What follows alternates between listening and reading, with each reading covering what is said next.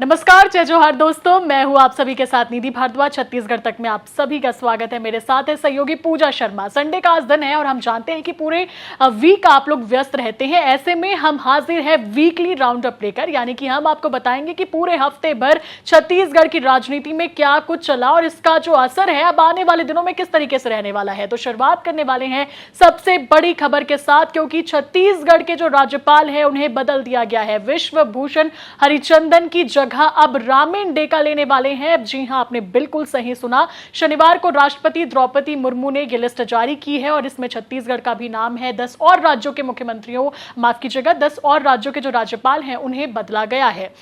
तो छत्तीसगढ़ की बात करते हैं कि आखिर जो रामेन डेका है वो कौन है, जिन्हें छत्तीसगढ़ की जो जिम्मेदारी है वो मिली है। तो असम के रहने वाले हैं रामेन डेका और भाजपा में कई महत्वपूर्ण पदों पर रह चुके हैं। असम में 2 बार लोकसभा चुनाव लड़ चुके हैं। 2009 और 2014 में जीतकर वो संसद भी पहुंच चुके हैं। कई महत्वपूर्ण पदों पर रह चुके हैं। इसका मतलब यह है कि संस्थापकों में से भी एक माना जाता है। पूजा, आप समझिए कि रामेन डेका की जो भूमिका है वो भाजपा में कितनी महत्वपूर्ण हो जाती है कि उन्हें संस्थापकों में से एक माना जाता है पार्टी की। और 2006 में वो असम के प्रदेश अध्यक्ष भी रह चुके हैं। अब उन्हें छत्तीसगढ़ का राज्यपाल बनाया गया है। विश्व भूषण हरिचंदन की वो जगह लेने वाले हैं। और विश्व भूषण हरिचंदन की अगर हम बात करें तो फिलहाल उन्हें किसी और राज्य के लिए नियुक्त नहीं किया गया है। तो ये सबसे बड़ी खबर है इस वक्त की। इसके बाद हम आते हैं कि आखिर इस हफ्ते क्या कुछ चला जिसके चलते प्रदेश का सियासी पारा हाई रहा। तो छत्तीसगढ़ विधानसभा का जो मॉनसून सत्र है वो 5 दिनों तक चला। मॉनसून सत्र में कई मुद्दों पर चर्चा हुई और इस चर्चा ने प्रदेश का सियासी पारा इतना हाई किया कि खूब बयानबाजी भी हुई। सबसे ज्यादा लॉ एंड ऑर्डर का यहां पर मुद्दा उठा और इसे लेकर कांग्रेस का भी बड़ा प्रदर्शन देखने को मिला। इस सब पर हम बात करेंगे। लेकिन जो विधानसभा का मॉनसून सत्र था ये इस बार काफी रोचक रहा। कई तरह के विषय तो उठाए गए और ठहाकेबाजियां भी हुई। बहुत सारे मुद्दों पर गहनता से चर्चा की गई, लेकिन सबसे ज्यादा जो कोई मुद्दा इस सदन में उठा वो था लॉ एंड ऑर्डर, जैसा कि मैंने कहा, और दूसरा था बलौदाबाजार हिंसा का, क्योंकि विपक्ष के पास मुद्दे कई थे। कानून व्यवस्था को लेकर विपक्ष के तौर पर बैठी कांग्रेस लगातार साय सरकार को घेर रही है। ऐसे में सदन हो या सड़क हो, यानी कि सड़क से लेकर सदन तक सरकार को घेरने के लिए विपक्ष के पास कई मुद्दे थे। तो कांग्रेस ने कोई कमी नहीं छोड़ी और विधानसभा के मॉनसून सत्र में साय सरकार को जमकर घेरती हुई नजर आई। आप क्या कहेंगी पूजा, कैसा इस बार का आपको लगा कि विधानसभा सत्र रहा? बहुत ही स्पाइसी था, बहुत ही ज्यादा यहां पर तीखी नोकझोंक भी देखने को मिली और यहां तक कि रमन सिंह भी इस बार काफी ज्यादा भड़के हुए विधानसभा में नजर आए। बिल्कुल, लेकिन सबसे ज्यादा अगर हम गौर करन विधानसभा सत्र के बारे में निधि जो रमन सिंह के यहाँ पर पूरा भूमिका रही से, जिन हिसाब से वह विधानसभा अध्यक्ष की भूमिका निभाई से बहुत तारीफ ओला मिली से और विपक्ष खुद खुल के तारीफ करे हो। खास तौर पर और ज्यादा यहाँ पर ओखर चर्चा हो लगे कि नेता प्रतिपक्ष डॉक्टर चरणदास महंत भी विधानसभा अध्यक्ष रह चुके हो। बोले से अगर मोर बात को ये जिम्मेदारी अच्छा से निभाते तो रमन सिंह निभाते हो। बिल्कुल जिन हिसाब से बोले कि मौका यहाँ पर विपक्ष मन देगी से ओला लेके भी लगातार तारीफ, कवासी लखमा घलों का तारीफ करे, भूपेश बघेल भी तारीफ करे, यानी कि तारीफ तो खूब मिले है रमन सिंह लाओ। कहीं ना कहीं अब ये सार्थक भी माने जाते हैं कि हाँ भैया, विधानसभा अध्यक्ष की भूमिका तो रमन सिंह बहुत अच्छा से निभाते। अब बात करते हैं कि विधानसभा सत्र के 5 दिन आखिर का कुछ रही से, तो भले बहुत छोटे सत्र रही से 5 दिन के, लेकिन ये दौरान जो विपक्ष है तेन जरूर चेता दे साय सरकार ला कि हमन हाँ बिखराव की स्थिति में नहीं हन। एक ताकत अभी भी है हमारे पास, सब दिग्गज मन मिल के जिन हिसाब से सांस फुला दे साय सरकार के, ये भी माने जाते हैं कि सरकार की मुश्किल इतना आसानी से कम नहीं हो सके। काबर की विपक्ष तो बिल्कुल आर पार की लड़ाई एक से थी। काबर की सदन से लेके सड़क तक अपन ताकत दिखाने में कोई कसर यहाँ पर कांग्रेस नहीं छोड़े है। एक तो भी मुद्दा ऐसे नहीं है जिनमें कांग्रेस अपन हाथ साफ नहीं करत हुई। छोटे से छोटे मुद्दा ला लेके बड़े से बड़े मुद्दा तक अब भी कांग्रेस अपन आवाज मुखर करे थे। लॉ एंड ऑर्डर की बात करें तो 7 महीना हो गए शायद सरकार के, ये जब हमन बोलथन तब लोगन मन ला याद आते कि अरे 7 महीना हो गए का साय सरकार लाए।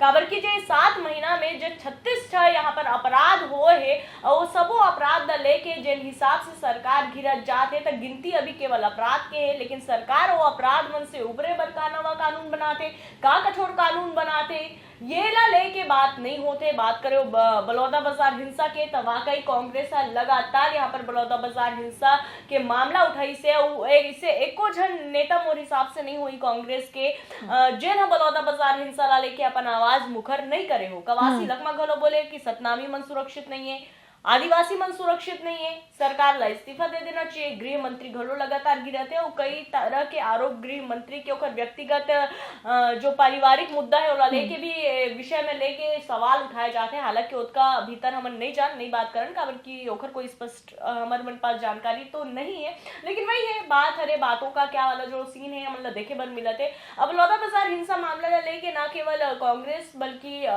जो भीम आर्मी चीफ है चंद्रशेखर आजाद वो भी अपन आवाज को मुखर कर रहे थे। और जिन हिसाब से भीम आर्मी के जो प्रदेश के कार्यकर्ता है नेता मन है उखर मन के लगातार यहाँ पर गिरफ्तारी करे जाते एला लेके बहुत ज्यादा बड़े संख्या में भीम रेजिमेंट के गिरफ्तारी हुए है। और खुद बात ला लेके चंद्रशेखर आजाद बोले है कि सिर्फ भीम आर्मी के लोगन मन ला यहाँ पर कुचले के साजिश करे जाते, सतनामी समाज ला कुछ लेके साजिश करे जाते। तो का वाकई ये जो सवाल है कि कोई साजिश यहाँ पर रचे गए है और पूरा साजिश के दायरा में भीम आर्मी ला फंसाए के यहाँ पे कोशिश करे जाते, जिन दावा जिन आरोप चंद्रशेखर आजाद लगाए। तो बलौदा बाजार के जो मुद्दा है अब ये राज्य से केंद्र तक पहुंच चुके, अभी भी ये विषय ला लेके मामला तूल पकड़े हुए हैं, गरमात नजर आते। काबर की गिरफ्तारी तो होते हैं लेकिन सतनामी समाज के लोगन मन गिरफ्तारी से संतुष्ट नहीं है। तो ये जो 5 दिवसीय विधानसभा के जब हम सत्र देखे हन एमा बलौदा बाजार के मुद्दा तो उठी से है, लॉ एंड ऑर्डर की मुद्दा भी उठी से। काबर की अगर हम एक को तिरियादन बलौदा बाजार के मामला ला तो खुलेआम चाकूबाजी, लूटपाट, मर्डर, हिंसा ये जो देखे बर मिला थे ला लेके भी सरकार गिरा। तो ये कोई छोटे मोटे यहाँ पर अपराध नहीं घटे थे निधि। अपन भी देखे हो दिल दहला देने वाले घटना। अपन सोचो कि यहाँ पे अब कानून के कोई डर भय नहीं रही गए। पहले तो हम सोचा नहीं दे कि कोई चीज ला चोरी करे पर कर भी सोचे इंसान में तो नहीं भैया मतलब सजा मिली का, लेकिन अब तो कोई सजा के जो सजा देवैया तेन खुद इंसान बन गए, कानून तक तो ते बाद में पहुंच गए। ये इसलिए कहा जा रहा है कि राजधानी रायपुर से एक बहुत ही दिल दहला देने वाली घटना सामने आई। इसका वीडियो शायद आप लोगों ने भी देखा होगा। रेलवे स्टेशन पर, रायपुर की रेलवे स्टेशन पर एक बिस्किट चोरी करने के आरोप में एक शख्स चोरी कर रहा था शायद, तो दुकानदारों ने उसे पकड़ लिया, उसके पैर बांध दिए, पूरे प्लेटफॉर्म पर उसे बुरी तरीके से घसीटा गया। और ये सब और भी ज्यादा दर्दनाक और खौफनाक इसलिए लग जाता है क्योंकि ये पुलिस वालों के आंखों के सामने हो रहा था। वहां पर पुलिस के जवान मौजूद थे और उनके सामने ये जो दुकानदार थे वो उस शख्स को खुद से सजा दे रहे थे, यानी कि लोगों में भय नहीं रहा। और इसीलिए बार बार जो कांग्रेस है वो अपनी आवाज उठा रही है और इसी के चलते 24 जुलाई को कांग्रेस का बहुत ही बड़ा प्रदर्शन छत्तीसगढ़ के राजधानी रायपुर में देखने को मिला। आप समझिए 25,000 की तादाद में यहां पर कांग्रेस के कार्यकर्ता पहुंचे हुए थे और इसका ऐलान बहुत ही पहले कांग्रेस ने कर दिया था। और आपको बताना चाहेंगे कि ये प्रदर्शन क्यों इतना बड़ा था, क्योंकि विपक्ष में आने के बाद ये अब तक का कांग्रेस का सबसे बड़ा प्रदर्शन पूजा माना गया, क्योंकि प्रदेश प्रभारी सचिन पायलट तक इस प्रदर्शन में शामिल हुए, प्रदेश के जितने बड़े नेता थे वो इसमें शामिल हुए, बड़ी सभा हुई। और इसके बाद जो वीडियो तस्वीरें हमने अपने चैनल पर भी लगातार दिखाई कि कैसे वाटर कैनन का इस्तेमाल किया गया, बैरिकेडिंग तोड़ी गई। खुद प्रदेश अध्यक्ष दीपक बैज जो है वो बैरिकेडिंग को तोड़ते हुए नजर आए। वाटर कैनन का जब बेतरहासा से इस्तेमाल किया जा रहा था, इस बीच रायपुर के जो मेयर है एजाज ढेबर वो घायल हो जाते हैं। उन पर एक्चुअली एफआईआर भी हो चुकी है। इसके बाद और भी ज्यादा ये मसला गर्मा गया है। एजाज ढेबर पर पुलिस के साथ गाली गलौज, धक्का मुक्की करने का आरोप लगा है, लेकिन एजाज ढेबर ने भी कल प्रेस कॉन्फ्रेंस की और कहा कि पुलिस ने मेरे साथ बर्बरता की, मेरी हड्डियां तोड़ दी है, मेरी पसलियां तोड़ दी है, तो पुलिस वालों पर भी कार्रवाई होनी चाहिए। हम तो वहां पर अपनी बात रखने गए थे, नॉर्मली प्रदर्शन कर रहे थे, लेकिन पुलिस वालों ने हमारे साथ बर्बरता की है। और ये कब हुआ? जब भाजपा के लोगों ने उनका जो वीडियो है वो डाला और उसके बाद पुलिस ने यहां पर ये एक्शन लिया। तो साफ तौर पर एजाज ढेबर का कहना है कि अपने आकाओं को खुश करने के लिए, यानी कि बीजेपी नेता को खुश करने के लिए, बीजेपी सरकार को खुश करने के लिए जो पुलिस है वो इस तरीके से द्वेषपूर्ण, राजनीतिक पूर्ण कार्रवाई कर रही है। तो अब कांग्रेस के प्रोटेस्ट के बाद एक और चीज आपने गौर की होगी कि बहुत ज्यादा कॉन्फिडेंस में फिलहाल कांग्रेस नजर आ रही है, चाहे वो सड़क से बात करें या सदन की बात करें। हर जगह कांग्रेस में एक अलग तरीके की उत्साह नजर आई, संचार नजर आया और इसी वजह से इस बार का जो मॉनसून सत्र था वो बहुत ही ज्यादा गर्म देखने को मिला, क्योंकि मुद्दे बहुत थे, लेजिट मुद्दे थे। ऐसा भी नहीं कि हवाई बातें चल रही हैं। प्रदेश में जिस तरीके से कानून व्यवस्था बिगड़ी छेड़ी है। कई तरह की घटनाएं जो इसके पहले छत्तीसगढ़ में कभी देखने को नहीं मिलती थी वो हो रही है। इसे लेकर कई तरह के सवाल भी निश्चित तौर पर उठाए कांग्रेस ने और इसका जवाब देते हुए भी नजर आए, लेकिन जो जवाब था उससे निश्चित तौर पर विपक्ष वाले कहां से संतुष्ट होने वाले थे। तो अब कांग्रेस की आगे किस तरीके से रणनीति रहने वाली है ये तो सोचने वाली बात जरूर होगी, क्योंकि कल भी प्रेस कॉन्फ्रेंस किया था चरणदास महंत ने यहां पर बहुत ही महत्वपूर्ण मुद्दा उठाया, क्योंकि नक्सलियों का लगातार यहां पर एनकाउंटर हो रहा है। पुलिस के दावे हैं कि जब से शायद सरकार बनी है नक्सलियों का खात्मा करने की कोशिश की जा रही है और इस पर एक्शन लिया जा रहा है। हर दिन हम खबरें देख रहे हैं कि किस तरीके से बस्तर से खबरें आती हैं कि मुठभेड़ हो रहा है, 2-3 नक्सली मारे जा रहे हैं, सरेंडर किया जा रहा है। आपने भी पूजा एक सरेंडर नक्सली से बात की थी, ये खबर भी आप हमारे चैनल पर देख सकते हैं। एक महिला नक्सली जो 13 लाख का जिस पर इनाम था उसने सरेंडर कर दिया है। उसने अपनी आप बीती बताई है, खौफनाक दास्तां बताई है, ये भी आप हमारे चैनल पर देखिए, अपलोडेड है ये वीडियो।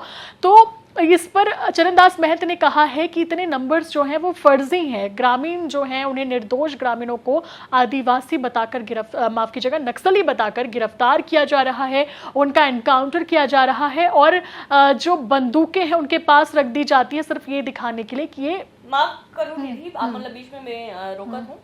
ये विषय लेकर वजह भी उठाए जाते हैं कि आप मन ला याद हो ही कि घमंडी जंगल में मुठभेड़ हुई, सोकर पहली पीड़िया जंगल में मुठभेड़ हुई रही से, जेमा खुद हर बार जब ऐसे एक तरह से मुठभेड़ होते नक्सली मन खुद पर्चा जारी करके बताते कि भाई हाँ हमारा का जन सदस्य ला मारे गए, तो ओकर हमन देखतन भी कि नक्सली अपन कायराना करतूत ला भी अंजाम दे कोशिश करते बौखलाहट में। लेकिन पीड़िया मुठभेड़ वाले मामला में का हो, इस 12 आदिवासी में से केवल 2 जन लोग मन नक्सली बताइए, यानी 10 ग्रामीण जो मरे हैं कथित तौर पर जिन हिसाब से मतलब नक्सली बताए के नक्सली कहा थे, आरोप लगाए जो पुलिस था, उमा अभी भी सस्पेंस है, अभी भी सवालों के घेरा में है। और सरकार कहीं ना कहीं ये मानत भी है कि कुछ तो गलती हो रही है, इसे हमन नहीं कहा था। जानकार मन भी बोले, गृह मंत्री भी कहीं ना कहीं भीतर खानी ये बात बोले। जो पीड़िया माफ करूँ घमंडी के जंगल में जिन मुठभेड़ हुई ओमा भी कुछ इसी तरह की बात निकल के सामने से कि 5 जन जमा मरे, तेमा से 1 जन केवल नक्सली है, 4 जन ग्रामीण यहाँ पर बता है। खुद जो नक्सली मन है जो पर्चा जारी करे तेन मन है, तेकर वजह से ये सवाल और ज्यादा यहाँ पर हो जाते कि भाई नक्सली और पुलिस के मुठभेड़ में ग्रामीण आदिवासी पीसा थे, सवाल उठाते, लेकिन पीड़िया वाले मामला अभी भी एमा कोई भी तरह से जांच प्रक्रिया सामने नहीं आ पाई। और भूपेश बघेल हो चाहे दीपक बैज हो वो यही कह रहे हैं कि ये सरकार नाकाम है। विष्णुदेव साय जो है वो प्रदेश को चलाने में नाकाम साबित हो रहे हैं और कैबिनेट में जो इनके मंत्री हैं वो भी प्रदेश को चला नहीं पा रहे हैं। इसी तरीके से आरोप विपक्ष के नेता लगा रहे हैं। और फटाफट मैं आपको कुछ क्राइम न्यूज पर भी नजर डालना चाहूंगी आप लोगों की कि क्या आखिर हो क्या रहा है। तो अभी हाल ही में खबर आई, गौरेला में एक पानी मांगने के बहाने एक शख्स घर पर आता है, महिला को खींचकर बाहर ले जाता है और धारदार हथियार से उसकी हत्या कर देता है। वजह सामने नहीं आई है, आरोपी की तलाश जारी है। गौरेला से ये बड़ी ही खौफनाक कहानी सामने आई है। इसके अलावा और भी एक स्टोरी आपने पूजा कवर की थी जहां पर बीजेपी नेता के फार्म हाउस से एक बुजुर्ग की लाश मिली थी, उसे भी मैं चाहूंगी कि फटाफट आप दर्शकों को बताएं। बिल्कुल, और ये जो बीजेपी नेता के फार्म हाउस वाली जो जानकारी है उससे पहले आपने गौरेला का जिक्र किया, तो ये वही गौरेला पिंडरा है निधि जहां पर खुलेआम 16 बार चाकू घोंप कर वार किया गया था। और ये दिल दहला देने वाली घटना गौरेला से ही निकलकर सामने आई थी और ज्यादा दिन नहीं बीते हैं इंसिडेंट्स को, और ये दूसरी घटना आपने बताई। कुछ इसी तरह से बीजेपी नेता के घर फार्म हाउस पे, माफ कीजिएगा, फार्म हाउस पे एक अधेड़ युवक की बुजुर्ग की लाश मिली थी और जो आरोपी है वो चौकीदार निकला।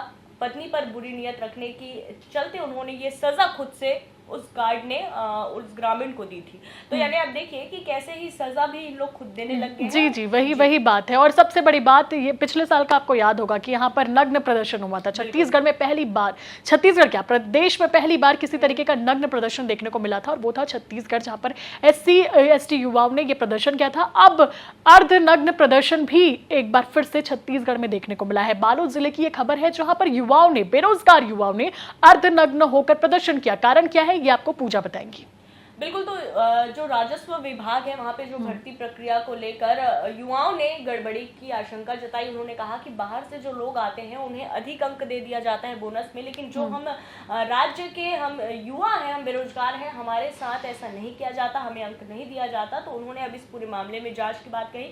अर्धनग्न उन्होंने प्रदर्शन किया। हालांकि जब अपर कलेक्टर ने इस मामले में दखल दिया, उन्होंने बातों को सुना और 5 बिंदुओं में कुछ चर्चा हुई। इसके बाद ये पूरा मामला शांत हुआ है, लेकिन कब तक शांत रहेगा ये हम नहीं कह सकते, क्योंकि युवाओं ने कहा कि जल्द से जल्द इस पूरे मामले को लेकर जांच प्रक्रिया पूरी नहीं की जाती तो एक बार फिर से बड़ा विरोध प्रदर्शन किया जाएगा। तो देखिए, यहाँ पे पहले पटवारियों का भी प्रदर्शन देखने को मिल रहा था, अनियमित कर्मचारियों का भी विधानसभा के मानसून सत्र के दौरान सांकेतिक प्रदर्शन देखने को मिला। अब अर्धनग्न होकर ये जो बेरोजगार युवा हैं वो भी प्रदर्शन कर रहे हैं, क्योंकि नगरीय निकाय चुनाव आगे है। तो ऐसे में अलग अलग संगठन भी जो होंगे वो अपनी बात मुखरता से रखने की कोशिश करेंगे ताकि सरकार उनकी सुने, शायद चुनाव के दौरान कुछ फायदा मिल जाए। लेकिन फिलहाल आपको बताना चाहेंगे कि ये जो सारी खबरें थी, इससे छत्तीसगढ़ प्रभावित है, छत्तीसगढ़ की राजनीति भी प्रभावित है और इसी मसले पर चर्चा भी हो रही है। फिलहाल हमारे इस वीकली राउंडअप में इतना ही। उम्मीद है आपको हमारी ये रिपोर्ट पसंद आई होगी। चैनल को सब्सक्राइब करना ना भूलें। हमारा परिवार 1 लाख हो चुका है, इस परिवार को और भी बढ़ाना है।